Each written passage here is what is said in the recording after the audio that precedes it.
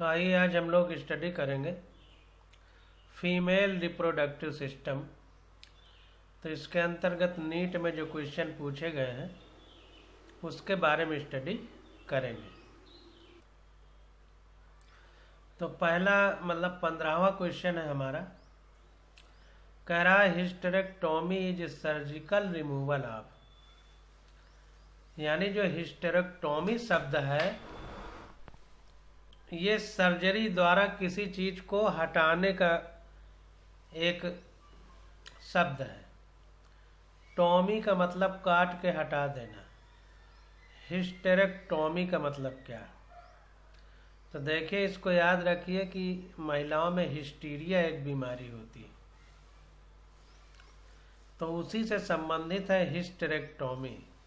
तो चूंकि महिलाओं में हिस्टीरिया होती है तो हिस्टेरेक्टोमी का मतलब सर्जिकल रिमूवल ऑफ यूटेरस, यानी बच्चेदानी को बाहर निकाल देना, सर्जरी द्वारा अलग कर देना, हिस्टेरेक्टोमी कहलाता है। तो इसका सॉल्यूशन देखते हैं।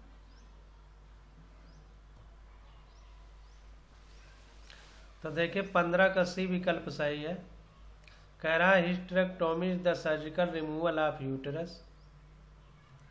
It may also involve removal of the cervix, ovaries, fallopian tube and other surrounding structure। तो सिर्फ यूटेरस यानी गर्भाशय ही नहीं, इसके साथ में सर्विक्स, ओवरीज यानी अंडाशय, फैलोपियन ट्यूब, अन्य जो उसके अगल बगल के स्ट्रक्चर है उन सबको भी निकाला जाता है।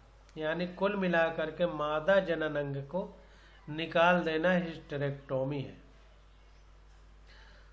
तो ये हमारा 15 का सी विकल्प सही हो जाएगा। अब 16 नंबर क्वेश्चन कह रहा है the figure given below depicts a diagrammatic section view of the human female reproductive system. कह रहा है कि जो नीचे फिगर दिया गया है ये जो मनुष्य है उसके मादा जनन तंत्र का सिस्टम है, मादा जनन अंग का। कह रहा है which set of 3 part from the 1st to 6 have been correctly identified. ये जो चिन्ह लगाया है पहले से 6वें तक, तो पूछ रहा है कि ये कौन सा चित्र है, ये हमको बताना है। तो हमने पूरा एनसीईआरटी में पढ़ लिया है और सब कुछ हमें पता है। तो यहाँ पर देखिए 16 का बी विकल्प सही है। 3rd नंबर पर इनफंडिबुलम है। 3rd नंबर पर अभी हम फिगर दिखाते हैं।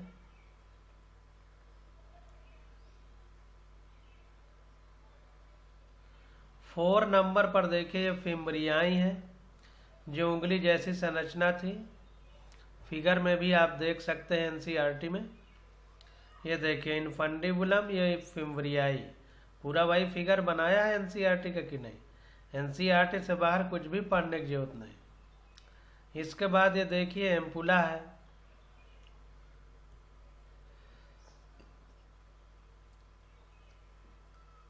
ये इनफंडिबुलम, ये फिम्ब्रियाई। ये देखिए इंडोमेट्रियम की लेयर है। ये पेरीमेट्रियम है। ये हमारा वाजाइना होगी, ये सर्विक्स होगी। तो इसको देखते हैं। देखिए 5 नंबर पर सर्विक्स है।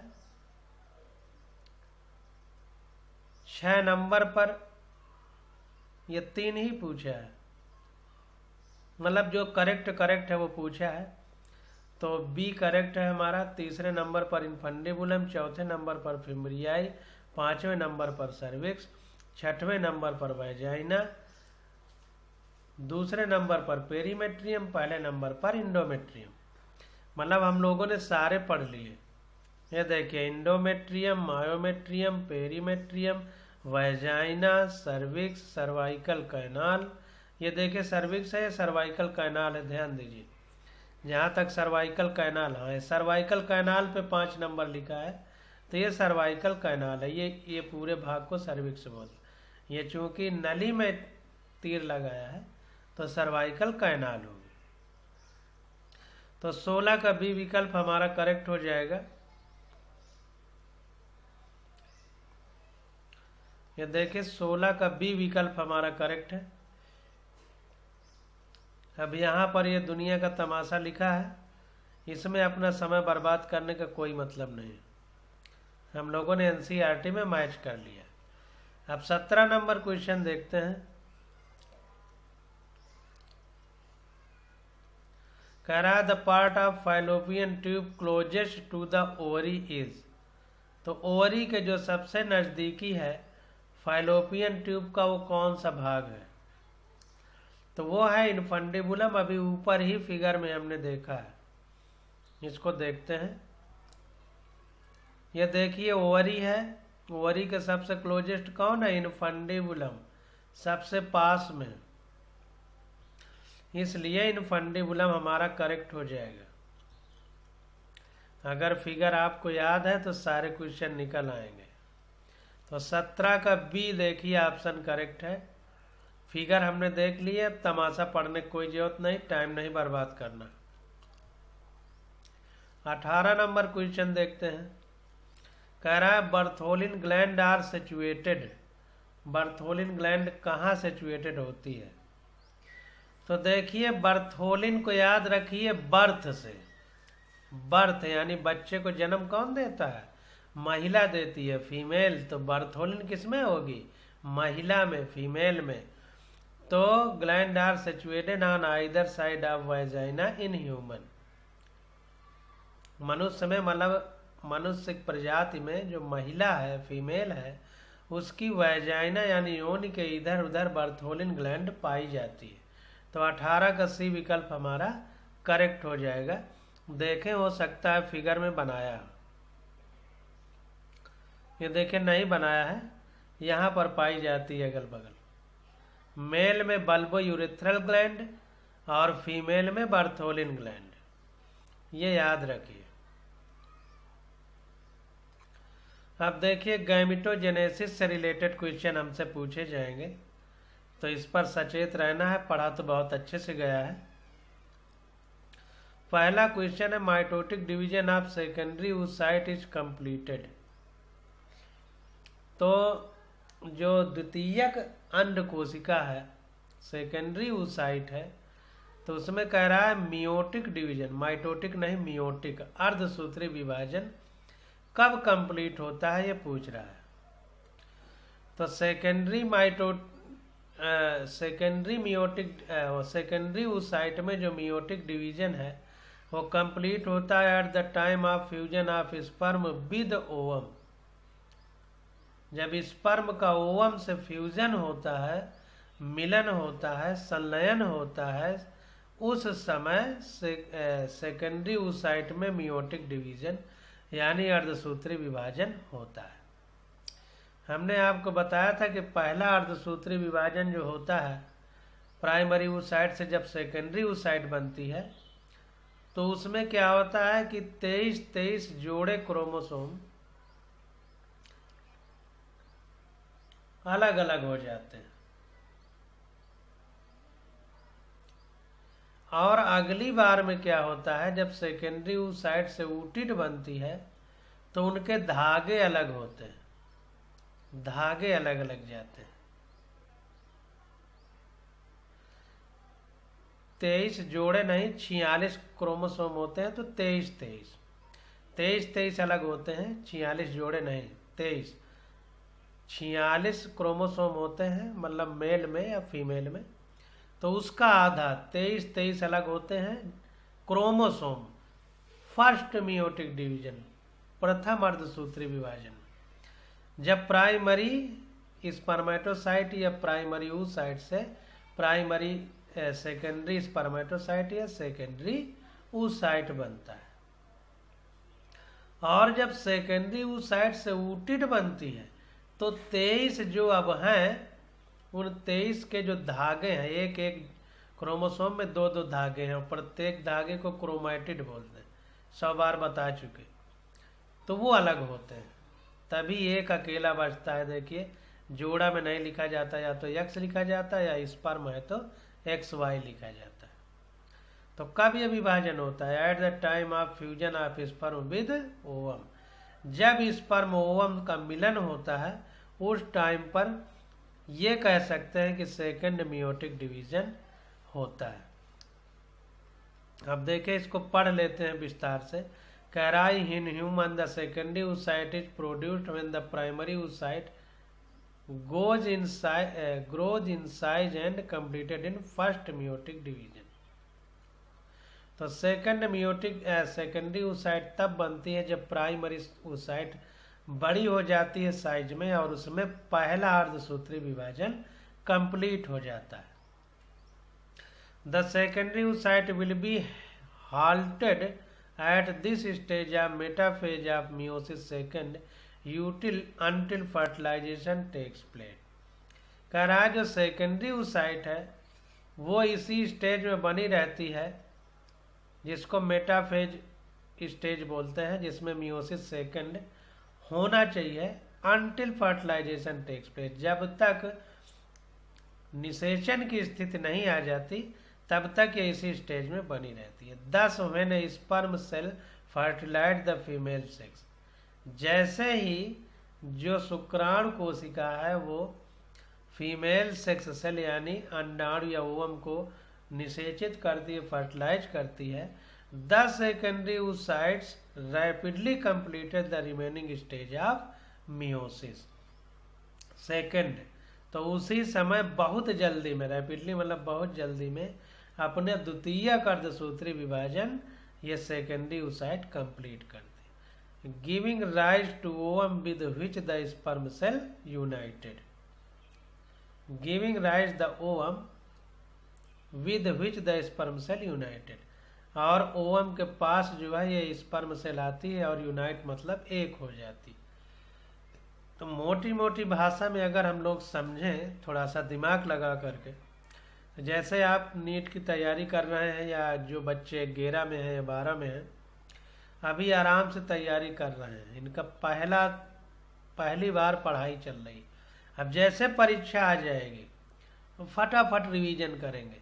तो उसी प्रकार इसमें भी होता है, जैसे ही स्पर्म आया oocyte के ऊटिड के पास या ऊटिड से के पास, तो वैसे ही जो है रैपिडली कंप्लीट करती है अपना मियोसिस सेकंड यानी दूसरा अर्धसूत्री विभाजन, और कंप्लीट करके जो है ओवम बना लेता है निषेचन से पहले, और ओवम और स्पर्म एक साथ यूनाइटेड हो जाते। तो 19 का डी विकल्प हमारा करेक्ट हो जाएगा।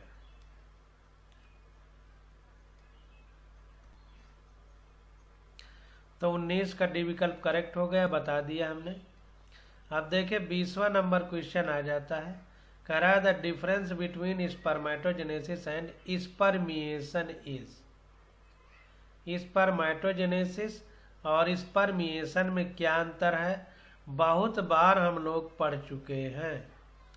तो देखिए डी विकल्प सही है, कह रहा है in spermiogenesis spermatozoa are formed while in spermiation spermatozoa are released from Sertoli cells into the cavity of seminiferous tubule. तो स्पर्मेटोजेनेसिस में क्या है, स्पर्मेटोगोनियम से स्पर्म का फॉर्मेशन होता है, हमने पढ़ा।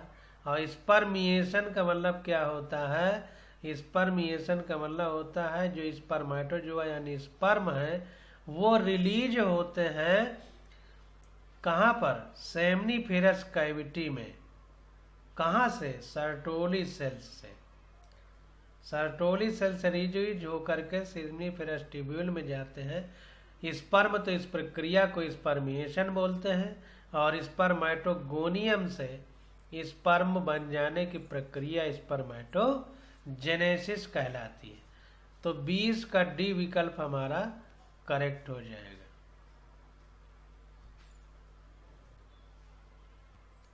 बीस का डी विकल्प हमारा करेक्ट हो गया। अब देखिए formation of spermatozoa from spermatid is called spermiogenesis. यहाँ पर ये भी आ गया कि अगर स्पर्मेटोजोआ बन रहा है स्पर्मेटिड से यानी अपनी एक स्टेज पहले से, एनसीईआरटी देख लेते हैं। देखिए, अगर स्पर्मेटिड से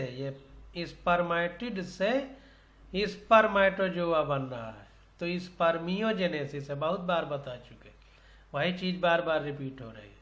और अगर स्पर्मेटोगोनियम से स्पर्मेटोजोआ बन रहा है तो स्पर्मेटोजेनेसिस है। स्पर्मियोजेनेसिस और स्पर्मेटोजेनेसिस दोनों में अंतर समझिए। करा है after spermiogenesis sperm heads become embedded in the Sertoli cells. Spermiogenesis के बाद जो स्पर्म का सर होता है, सिर हेड, वो डूब जाता है सर्टोली सेल में and are finally release from the seminiferous tubule by the process called spermiation. और फाइनली क्या होता है, सर्टोली सेल से स्पर्म रिलीज हो जाता है, स्पर्मेटोजोआ, और इस प्रक्रिया को क्या बोलते हैं, स्पर्मिएशन। तो देखिए ये स्पर्मियोजेनेसिस है, तो ये हम जिसको स्पर्मेटोजेनेसिस बोल गए, स्पर्मियोजेनेसिस दोनों हमने बता दिया। स्पर्मियोजेनेसिस का मतलब स्पर्मेटिड से स्पर्म का बनना, और स्पर्मेटोजेनेसिस का मतलब स्पर्मेटोगोनियम से स्पर्म का बनना। 20 का डी करेक्ट हो जाएगा। क्वेश्चन नंबर 21 देखते हैं। करा which of the following layer is an antral follicle is acellular, यानी अकोशिकीय है। तो देखिए कौन सी लेयर एंट्रल फॉलिकल में एसेल्यूलर है, तो वह है जोना पेलुसिडा। एसेल्यूलर शब्द यूनिसेल्यूलर के लिए भी दिया जाता है, मतलब एक कोशिकीय है ये कहे, लेकिन एसेल्यूलर क्यों लिखा है, यूनिसेल्यूलर क्यों नहीं लिखा है? इसलिए कि जब हम प्रोटोजोआ को पढ़ेंगे तो वहां पर प्रोटोजोआ को यूनिसेल्यूलर नहीं माना जाता, एसेल्यूलर माना जाता है। अमीबा को एसेल्यूलर माना जाता है इसलिए कि वो एक कोशिका ही जीवित अंग है। जैसे हमारे कोश सेल में कोई लेयर है तो हमारा शरीर जीवित अंग है और वो परत उसका भाग है, तो उसको हम यूनिसेल्यूलर कहेंगे। लेकिन वो अकेले ही अगर जीवित अंग है तो उसको हम बोलते हैं एसेल्यूलर।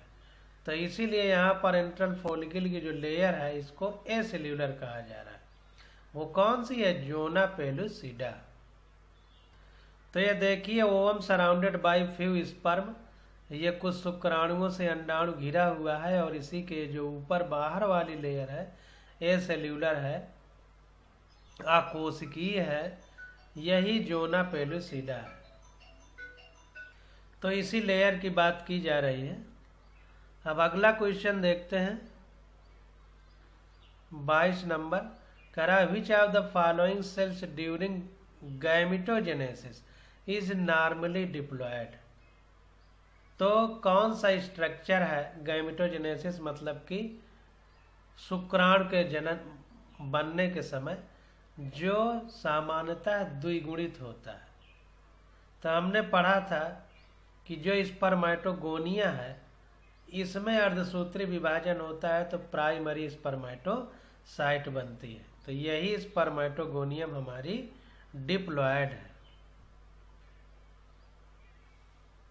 22 का ये विकल्प हमारा करेक्ट है। Spermatogonia are diploid cells which mature into primary spermatocyte 2n by growth. तो यही स्पर्मेटोगोनिया जब मैच्योर हो जाती है, मतलब परिपक्व हो जाती है, तो प्राइमरी स्पर्मेटोसाइट बनाती है, और ये भी डिप्लॉयड होता है, 2n होता है। और इसी में फिर विभाजन होता है तो सेकेंडरी oocyte बनती है। पहला अर्धसूत्री विभाजन होता है और फिर सेकेंडरी oocyte में फिर डिवीजन होता है तो स्पर्मेटिड बनता है n। तो सेकेंडरी स्पर्मेटोसाइट और स्पर्मेटिड दोनों n स्ट्रक्चर है, अर्ध मतलब अगुणित स्ट्रक्चर है। लेकिन प्राइमरी स्पर्मेटोसाइट और स्पर्मेटोगोनियम ये द्विगुणित स्ट्रक्चर। तो 22 का ये विकल्प हमारा करेक्ट हो जाएगा। अब 23 नंबर क्वेश्चन देखते हैं। कह रहा है what is the correct sequence of sperm formation बहुत अच्छे से पढ़ा है। सबसे पहले स्पर्मेटोगोनियम, फिर प्राइमरी स्पर्मेटोसाइट, फिर सेकेंडरी स्पर्मेटोसाइट, फिर स्पर्मेटिड, फिर स्पर्मेटोजोआ। तो बी वाला सही है, स्पर्मेटोगोनियम या स्पर्मेटोगोनिया बहुवचन है। उससे प्राइमरी स्पर्मेटोसाइट, फिर सेकेंडरी स्पर्मेटोसाइट, फिर स्पर्मेटिड, फिर स्पर्मेटोजोआ। ये थोड़ा सा देखें यहाँ पर छूट गया है, गलती छपा नहीं सही से। तो 23 का बी विकल्प हमारा करेक्ट हो जाएगा। 23 का बी विकल्प सही है। एनसीईआरटी में पढ़ चुके हैं, समय बर्बाद करने कोई मतलब नहीं। 24 नंबर क्वेश्चन देखते हैं। कह रहा है the figure shows A section of human ovary, select the option which give the correct identification of either A R be with function and characteristics. तो हमसे कह रहा है कि ये अंडाशय का एक चित्र बनाया गया है। इस चित्र में ये जो पूछा जा रहा है ये क्या है, इसके बारे में हमको बताना है। ये देखिए वही फिगर बना हुआ है। ये प्राइमरी फॉलिकल है और ये कार्पस ल्यूटियम है। पूरा एनसीईआरटी से बाहर कुछ भी नहीं है। आपकी मूर्खता है यदि आप किसी दूसरी बुक का सहारा लेकर के अपना समय बर्बाद करते। कार्पस ल्यूटियम और ये प्राइमरी फॉलिकल। आप फिगर को मैच कर लीजिए, कोई अंतर है? प्राइमरी फॉलिकल और ये कार्पस ल्यूटियम। तो देखिए लिखा है बी वाला कार्पस ल्यूटियम, और कौन सा हार्मोन सिक्रीट करता है? प्रोजेस्टेरॉन हार्मोन यहाँ से सिक्रीट होता है। देखिए जेस्टेरॉन, गैस्टेशन, गैस्टेशन का मतलब गर्भधारण। तो गर्भधारण के पहले की ये अवस्था है। प्रो का मतलब पहले, प्रो का मतलब वैसे बहुत पहले होता है। गर्भधारण में तो 9 महीने मतलब बहुत पहले। तो प्रो का मतलब पहले, गैस्टेरॉन का मतलब गैस्ट्रेशन पीरियड, गर्भधारण। तो इसीलिए नाम भी वैसे रखे गए हैं, नाम समझिए। तो प्रोजेस्टेरॉन हार्मोन सिक्रीट होता है कार्पस ल्यूटियम से, और ये बी वाला स्ट्रक्चर, ये वाला प्राइमरी फॉलिकल है। हमने एनसीईआरटी में इसको देख लिया। प्राइमरी फॉलिकल और ये कार्पस ल्यूटियम, सेम फिगर, कोई अंतर नहीं है। चलिए अगला क्वेश्चन देखते हैं। तो ये 24 का थोड़ा देख लीजिए आप। 24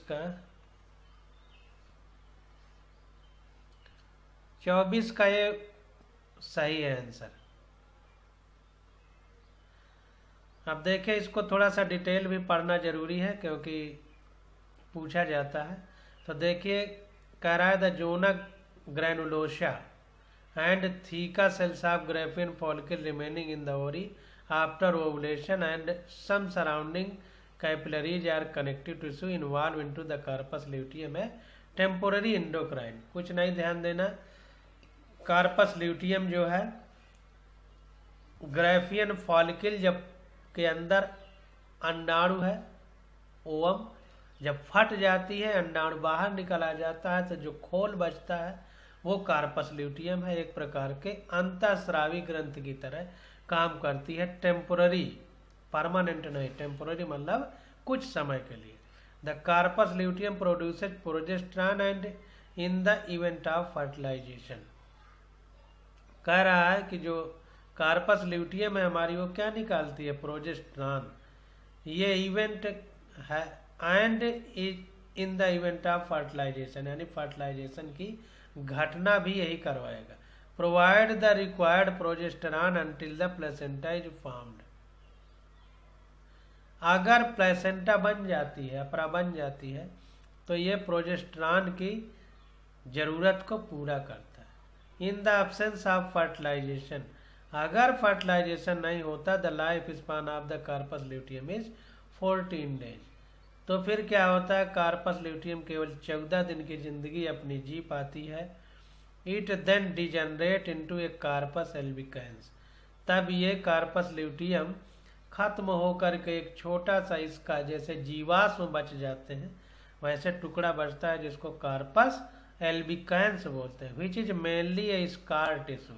ये एक स्कार टिश्यू है, मतलब जैसे हमारे शरीर में खरोंच जैसे बची रह जाती है, कोई चोट लग जाए तो बाद में एक खरोच का चिन्ह बचता है, उसी तरह स्कार टिश्यू की तरह बचा रह जाता है। तो 24 का ये विकल्प हमारा करेक्ट हो गया। अब 25 नंबर क्वेश्चन देखते हैं।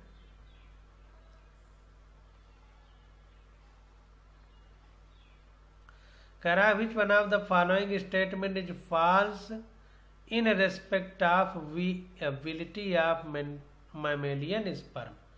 तो मैमेलियन स्पर्म के लिए कौन सी बात गलत है? तो देखिए, पहला, sperm is viable for only up to 24 hours. जो हमारे शुक्राणु हैं वो केवल 24 घंटे तक ही वायबल मतलब जीवित अवस्था में रह पाते हैं। तो देखिए, स्पर्म हमारे 48 से 72 घंटे तक जीवित रह सकते हैं, 24 घंटे तक सिर्फ नहीं। Sperms remaining viable for 48 hours to 72 hours. Viability period उनका कितना है? 48 से 72 घंटे, ना कि 24 घंटे। इसलिए 25 का ये विकल्प हमारा गलत हो जाएगा, और गलत ही हमसे पूछ रहा है। ध्यान दीजिए, गलत पूछेगा तो कहीं सही आंसर न कर देना। अब अगला क्वेश्चन है, कह रहा है विच one of the following statement about human sperm is correct. तो शुक्राणु के लिए कौन सा विकल्प हमारा करेक्ट है, ये पूछ रहा है। तो 26 का बी विकल्प सही है। कह रहा है sperm lysin in the acrosome dissolve the egg envelope facilitating fertilisation. तो जो स्पर्म का एक्रोसोम है, इसमें lysin, which one of the following statement about human sperm is correct. हाँ, तो शुक्राणु के लिए कौन सा, मनुष्य के शुक्राणु के लिए कौन सा विकल्प सही है पूछ रहा है। तो कह रहा है the sperm lysin in the acrosome dissolve the egg envelope facilitating fertilisation. तो जो अंडे के ऊपर वाला खोल होता है अंडाणु के, ओवम के, उसको गला देता है कौन? एक्रोसोम का एक एंजाइम जिसका नाम है लाइसिन। लाइसिन नाम इसलिए है क्योंकि लिसिस माने टूटना होता है, तो तोड़ने का काम करता है, इसलिए इसका नाम लाइसिन रखा गया। तो देखिए, एनसीईआरटी में फिगर देख लीजिए, ये एक्रोसोम है, ये क्या करता है? लाइसिन एंजाइम निकालता है। इसमें गाल्गी बॉडी पाई जाती है, उन्हीं से लाइसिन एंजाइम निकलता है, और वो क्या करता है कि अंडाणु की ऊपर वाली लेयर को तोड़ करके फर्टिलाइजेशन में हेल्प करता है, निषेचन में हेल्प करता है। तो 26 का बी विकल्प हमारा करेक्ट हो जाएगा। 26 का बी विकल्प करेक्ट है। Acrosome is the cap like structure on the front end of a spermatozoa. तो स्पर्मेटोजोआ या स्पर्म के सिर के आगे टोपी जैसी संरचना होती है। It break down just before fertilisation. Fertilisation के थोड़ा पहले जो है ये टूट जाती है, द एक्रोसोम रिएक्शन। और एक्रोसोम रिएक्शन होती है releasing a number of hydrolytic enzyme. बहुत सारे हाइड्रोलिटिक मतलब जल में रहकर तोड़ने वाले एंजाइम निकलते हैं, आल्सो कॉल्ड स्पर्मलाइसिन, इनको स्पर्मलाइसिन भी कहते हैं। That assist penetration between the follicle cell and still surrounded the ovum. ये पेनिट्रेट करके कहाँ आते हैं? फॉलिकल सेल में।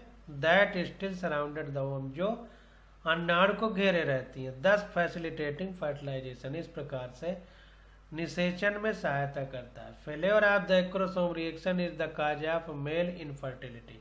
अगर ये एक्रोसोम हमारा सही से काम ना करे तो नर पुरुष में बांझपन यानी इनफर्टिलिटी की स्थिति पैदा हो जाती है।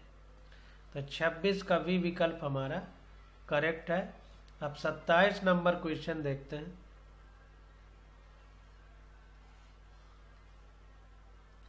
कह रहा the correct sequence of spermatogenesis stage leading to the formation of sperm in a mature human is.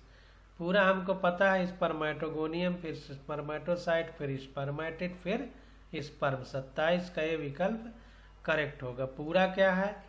Germ cell, germ cell से स्पर्मेटोगोनियम, फिर प्राइमरी स्पर्मेटोसाइट, फिर सेकेंडरी स्पर्मेटोसाइट, फिर स्पर्मेटिड, फिर स्पर्मेटोजुआ या स्पर्म। क्रम ये है, लेकिन आधा दिया है तो उतना ही संतोष करेंगे हम लोग। देखिए 27 का ए विकल्प करेक्ट है। अब अगला क्वेश्चन देखते हैं 28 नंबर। कह रहा in human at the end of first meiotic division the male germ cell differentiated into. कह रहा है मनुष्य में जब पहला मियोटिक डिवीजन होता है तो जो जर्म सेल है वो क्या बनाती है। तो हमने पढ़ा था कि प्राइमरी स्पर्मेटोसाइट में पहला अर्धसूत्री विभाजन होकर क्या बनता है, सेकेंडरी स्पर्मेटोसाइट। तो सेकेंडरी स्पर्मेटोसाइट बनेगा। 28 का डी विकल्प करेक्ट होगा।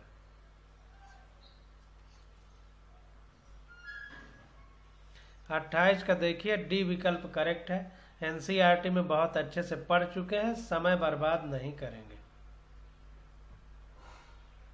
अब 29 नंबर क्वेश्चन देखते हैं। कह रहा है Sertoli cell are regulated by the pituitary hormone known as FSH.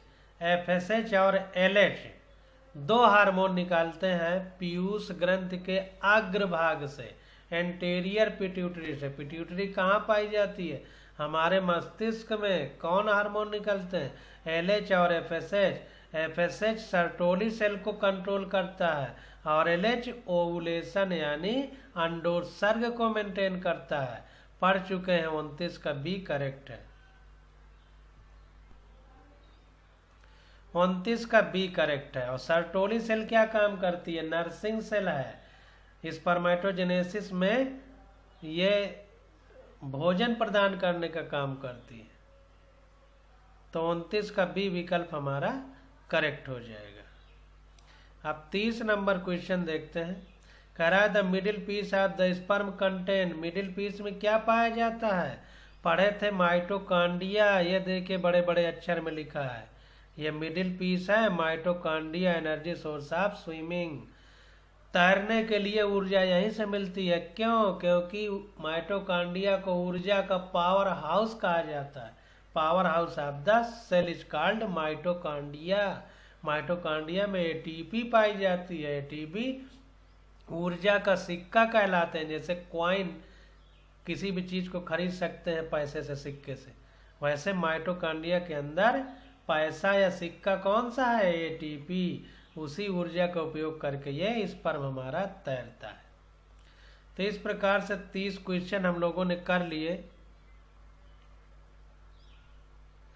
30 question, तो 30 का बी विकल्प हमारा करेक्ट हो जाएगा। इसको देख लेते हैं। 30 का बी विकल्प करेक्ट है। The sperm consist of head, neck and middle piece and tail. Sperm में सिर, गर्दन, मध्य भाग और पूंछ होती है। The middle piece of human sperm contain mitochondria.